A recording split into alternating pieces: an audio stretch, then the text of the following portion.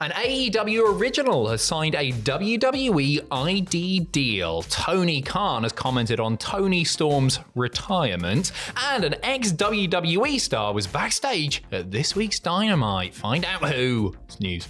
A surprising one to wake up to this morning, as we have a new WWE ID signee, and it's a familiar name. It's, in fact, an AEW original. She competed at the first ever Double or Nothing, a first ever pay-per-view for AEW. We're talking about Kylie Rae. This was announced yesterday at Freelance Wrestling. They did the whole WWE ID signing deal with the thing. And yeah, really, really surprising to see WWE not snap her up, right? Yeah. I'm not surprised to see that, because they haven't really fully snapped her up, have they? No. For her, somebody who has such experience in pro wrestling, who's in fact featured on WWE TV before, has been, yes. To get an ID signing rather than just come to Florida. That's a good point, actually. I never thought about that. I do know that she's had a few tryouts in the past before. Maybe it's just because it's this new ID signing thing is new, and they just want to see and test the waters on certain things. I'm not too sure. I'm so happy for her because she's an incredible wrestler, and she's really decorated on the indie scene as well. She feels like she would be a good fit there in WWE. I hope something does come from this for her, because she certainly deserves it with how much work she's put in over the years. I agree. I think she's a brilliant babyface. Yes. That sort of energy that she has is really contagious, isn't it? You can't not have fun watching her, especially entrance and everything. I'm really, really happy for her. She's been working her ass off, in fact, since leaving AEW. She's wrestled for a lot of promotions, notably TNA, GCW, and of course the aforementioned Freelance Wrestling as well. It'd be interesting to see what they do with that's true. I couldn't believe that it was an ID signing and not you signed sort of thing. Yeah, it is a strange one, but maybe it is just because they're testing this whole new sort of this new thing out. She's the biggest name so far, for sure. I think so, for sure, yeah. Tony Khan commented on the WWE ID program yesterday. This took place during last night's Full Gear media call. He was asked to comment on the program, to which he replied. He said, "It will be interesting to see the first time we have a talent that is under one of these WWE ID deals that we bring in. I'm not completely sure how those deals are going to work. I've heard some stuff about there being matching rights and the people that have signed them, which would be an interesting thing. I have some thoughts on it, but I will reserve my judgment until I actually test such a mechanism.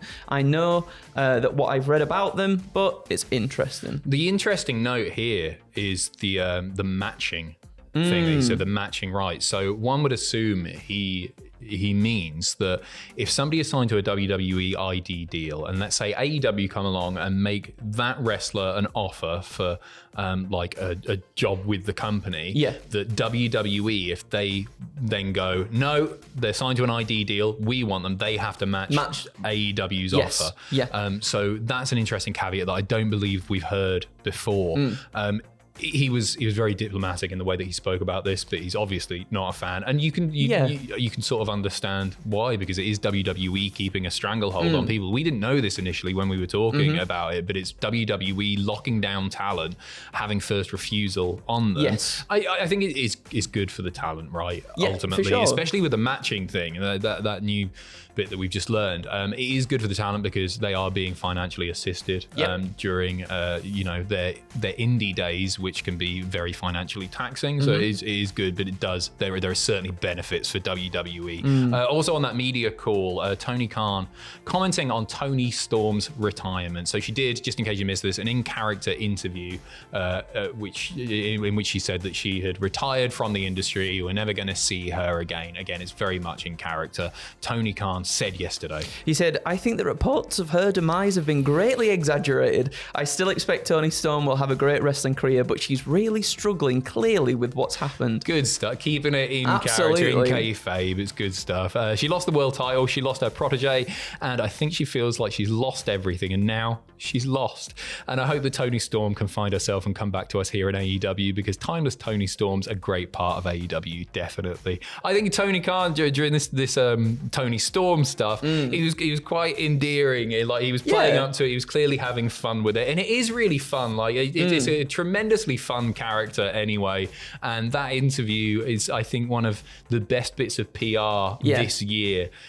Toni Storm absolutely killing it, keeping her on everybody's minds while she's away from the ring. We don't know when we're going to see her back. Obviously, they've got, in the not too distant future, they've got the Australia show coming up. So I don't know if they bring her back then. I would expect they bring her back sooner. I would think so, yeah, to build between her and Mariah May again. I thought this, again, was great, and I think it sort of works with the character of Toni Storm after the whole retirement thing, and Tony Khan just being like, it's exaggerated a little bit, you know, because that's her character, though, isn't it? Like, she's a drama queen. One extreme to the other, like, and I thought it was brilliant. It's great. Tomorrow, we see Full Gear 2024 take place. Myself and Sam doing live reactions to that one, starting at 11:30 UK time. And a new match has been announced for the show. One that I'm surprised didn't happen on Dynamite. I was very confused when this wasn't part of the match card yesterday, but we now have a 10th match. We will see Konosuke Takeshita defending the international title against Ricochet. Tony Khan announcing this on Twitter, saying, with the rivalry running red hot for weeks on AEW on TV, the international title will be at stake in the fight that AEW fans want to see. Takeshita versus Ricochet this Saturday. Who you got in this one? I've got to make a prediction here. I'm representing Ross. Yes. And I don't know which way to go. I would rather Takeshita not drop it. Me too. But at the same time, I could see Ricochet doing it. He's new, isn't he? He is new, and I wonder if maybe him getting that championship and then perhaps... I think there's still something there with him and the Hurt Syndicate, and I can see something happening there. And if they want to sort of like put titles on certain people within that faction to make them feel even more big and dominant, I could see them doing that. But at the same time, I don't want them to take it off Takeshita, because I love Takeshita. He's great, isn't he? He I think really he's going to be an is. absolutely brilliant match. Part of me was like, oh, are they just going to do that on TV or something? Surely that's a pay-per-view worthy match. So it's good to see that it's been added. As I say, there are now 10 matches confirmed for the show, with your main event, Jon Moxley defending against Orange Cassidy. We finish off sticking with AEW now, an ex-WWE star Backstage. This is a bit of a random one. Don't expect this to go anywhere. It's just a bit of a laugh.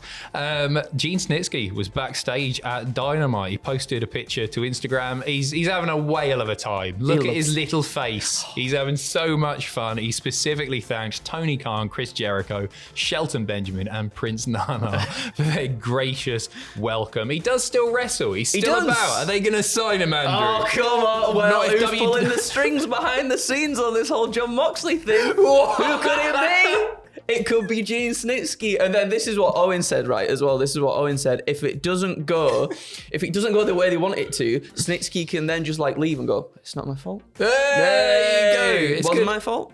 He still wrestles. I think he's had 2 matches this year. He's competed in MLW, FWE, BPW. So he can still go. It depends if WWE ID sign him up to a deal. Maybe put him with Kylie Ray. Oh my God. I think it could work. Anyway, thank you very, very much for watching. We'll be back with more news this afternoon. Take care of yourselves. Have a good day. See you in a bit.